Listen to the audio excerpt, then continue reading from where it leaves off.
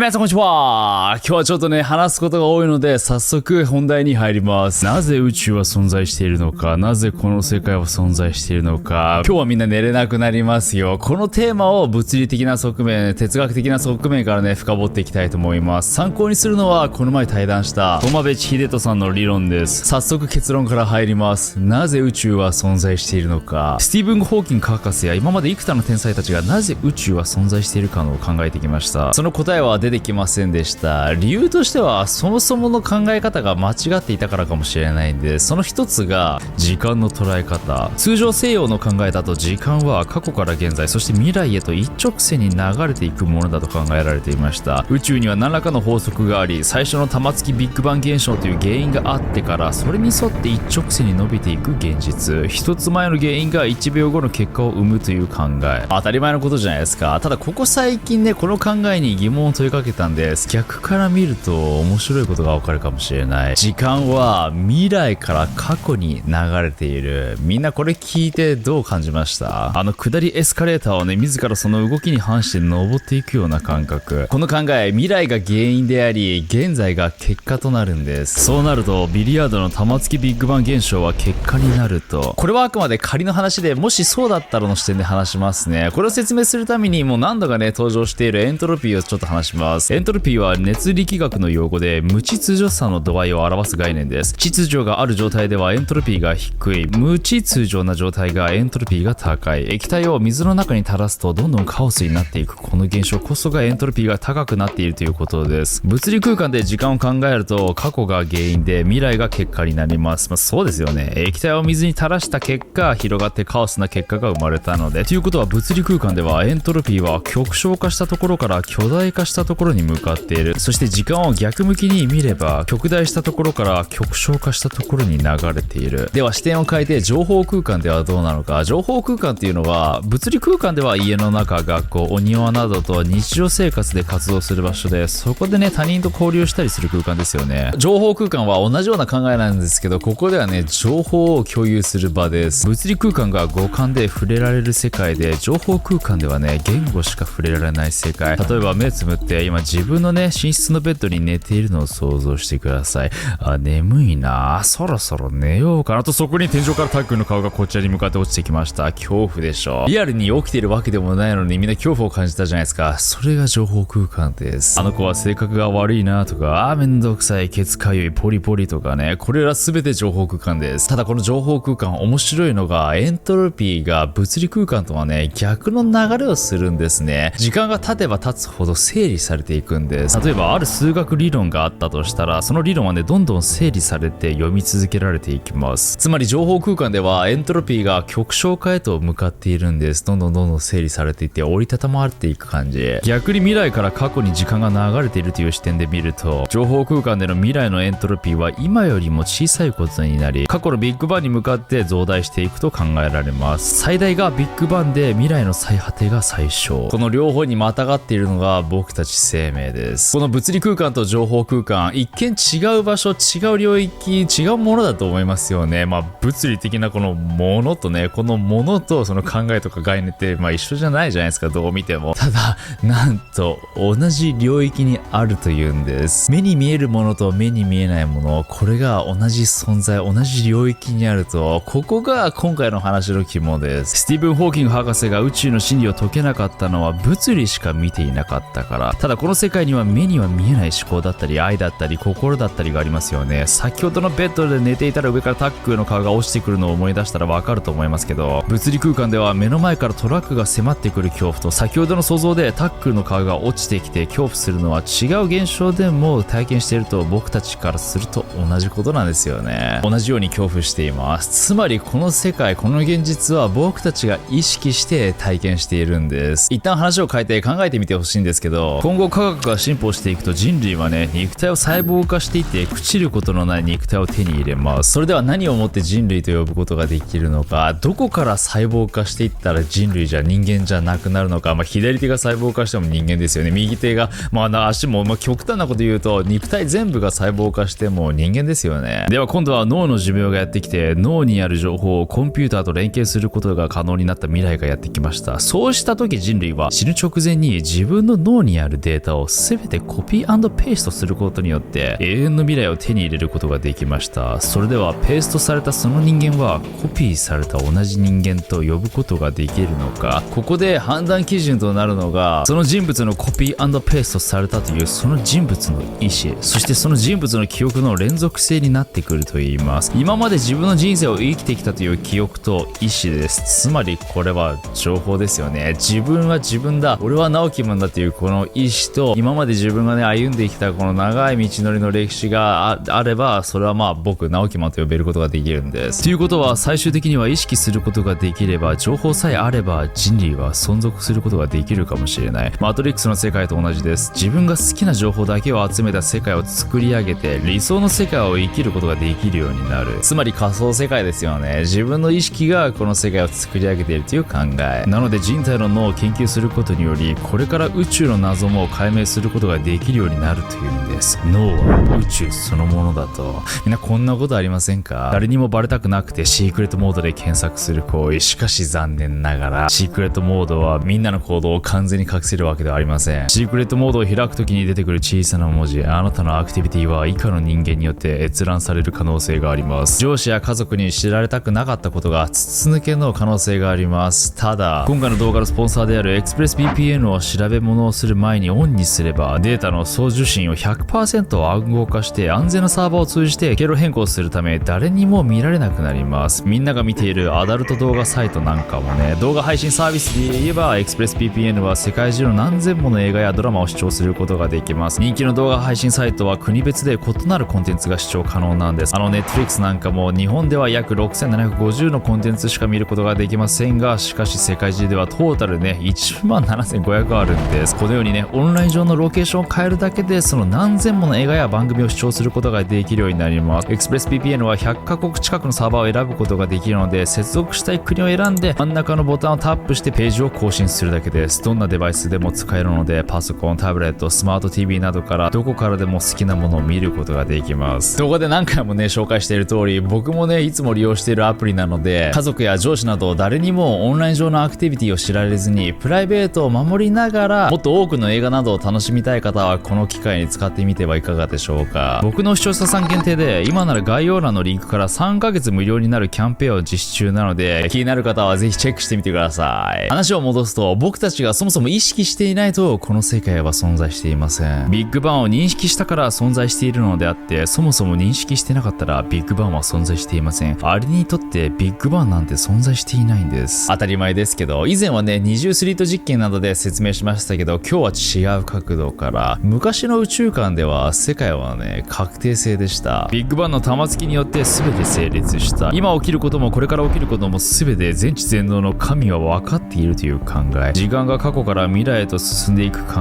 え。しかし時間が進むにつれこの考え方が変わっていったんです。それが不確定性原理。量子論が受け入れられるようになって、物事には確定性というものがないということが分かりました。簡単に言うと、チャリに乗っている僕がいたとして、ある一定のスピードで動いていたら、僕はだいたいどれぐらいの時間にみんなの元に到着するのかは予測がつきますよね。しかしこれは超絶大きなマクロの話であって、ミクロのね超絶小さい単位で話すと分からなくなってくるんです。超絶小さい量子の位置を測ろうとすると運動量が分からない。運動量を測ろうとすると位置が分からない。観測するためにはね光を当てる必要があるから、つまりね僕たちが観測すると確率的に異なる結果を生み出すんです。ランダムなんです。ただその時観測した結果をね僕たちが受け入れるしかないということなんです。このようにね 100% ということはないということなんでしょうね。この世は全てが曖昧で何も確定していないと。ティッシュをスカイツリーから落としたら完璧に位置を特定することはおそらく無理ですよね。風とかいろいろね計算したら限りなく 99% 落下地点を計算することができるようになるかもしれないけど、毎回少しずつ位置を変えていったら不可能になります。この不確定性原理の面白いところは、そもそも存在そのものが不確定だということ。存在そのものがあるのかないのかもわからない。何もないところに僕たちが意識する観測することによってあるだけで、おそらくそこには何も存在していないとも言えるんじゃないでしょうか。なのでもう分かってきますよね。この宇宙世界を作ったのは誰なのか。このビッグバンを観測した存在です。そう、未来の我々。未来の我々が作ったとして、じゃあなぜ宇宙が存在しているかの話になっていきます。物理空間とこの情報空間が同じもの、同じ領域だという話しましたよね。正確に言うと、この情報空間の一部が物理空間なんです。これらを分かりやすくレベル分けしていくために使う視点が抽象度、リアリティ、臨場感でレベル分けしていきます。抽象度が低ければ低いほど臨場感があり、より具体的ですよね。そして高ければ高いほど臨場感がない、曖昧だから。例えばホラー映画を見るのは頭の中で想像するよりかは目の前の画面に映っているからリアリティがあって、抽象度が低いから臨場感がそこにあるけどね、物理的に目の前で起きているわけじゃないから、それよりかは抽象度が高い。明日のジョーを見てボクサーを目指した人もいるかと思います。物理的に存在していないにもかかわらず、僕たちの頭の中には確実に存在しているんです。なので抽象度という視点で見ると、一番下の方にあるのが物理空間です。抽象度が低いところは情報量が多いということです。脳は物理的に存在しているけど、少しずつ抽象度を上げていくと目には見えない領域にたどり着きます。ただ情報としてある心がある。この抽象度の低い物理世界、物理空間はなぜ存在しているのか、宇宙はなぜ存在しているのか、ここで冒頭に戻るんです。なぜ宇宙が存在しているのか、寂しかったから。それは他人と様々な事象を共有することができる領域が欲しかったから。同じ場を共有したかったからだというんです。抽象度が低く、より具体的で他人と共有することができるから、この4次元空間を作り出したというんです。未来の我々が。意識の世界では情報空間には無限大に可能性があるように、多くの可能性の中から僕たち一人一人が自我により特定の宇宙を選択し、最大公約数的に共有しているスペースを物理宇宙と呼んでいるに過ぎないというんです。みんな今空に浮かんでいる雲を思い浮かべてください。おそらくみんな違う形の雲を思い浮かべましたよね。つまり皆さん一人一人ね、違う宇宙を生きているんです。宇宙は人間の数だけあることになります。ビッグバンを定義した自我である僕たちはビッグバンを観測していたんです。ではこの世にある存在、物とか人とか概念とかもう考えとか何でもいいんですけど、この存在そのものは何なのか。みんな直樹って言われたら何を思い浮かべますか？僕のことをね思い浮かべた人もいるかもしれないですけど、友人に直樹っていう人がいればその人を思い浮かべたかもしれない。あるいはね、自分の名前が直樹だったらドキッとした人もいるかもしれないけど、 YouTuber で都市伝説や陰謀論の動画を作っている直樹といえば、僕のことだとわかりますよね。そのように存在とはね、その点に名前をねつけることができて、そしてもう一つ定義することができるというんです。直樹マンはアメリカのシアトル生まれで、18歳の時に日本に引っ越して、2017年から YouTube で都市伝説や陰謀論の動画を投稿するようになって、今はね200万人弱の登録者がいると言ったら、僕のことを知らない人でもある程度ね僕がどんな人なのかわかりますよね。そしてみんな直樹って聞いたらすぐ僕を連想させられますよね。ここで何をしたのかというと、その他の宇宙の点、存在との関係性を示したということです。つまり存在というのは宇宙の中に存在しているものとの関係を選び出すことによって定義することができるというわけです。しかもその関係性は自分の重要度や好きなもので並び替えることで、自我というものが分かりやすく見えてくるんです。例えば家族と道端の知らない人がいたとしたら、自我は自分の家族を重要、好きと認識しますよね。その家族はみんな人それぞれによって違います。僕にとってはね、趣味のキーボードで遊ぶことが真夏の海で遊ぶことよりね重要だったりします。はい、インドア派です。このように重要度順にあらゆる物事を並べた結果、その様々な点が交わった中心点にあるのが自我です。つまり全てはつながり合っているということがわかります。各々が自分の重要度を並び替えて評価する側、評価される側という独自の視点を持ち、関係性があるからこそ存在している。全ては相対的だということです。中心点みたいなものは探しても残念ながらありません。全てが自分の評価関数という相対的な関係で成り立っているので、その一つ一つが宇宙そのものです。そしてその自我による組み合わせで形成された関係性が各々あるということは、次元も各々違うということです。その次元が違うもの同士が共有する場が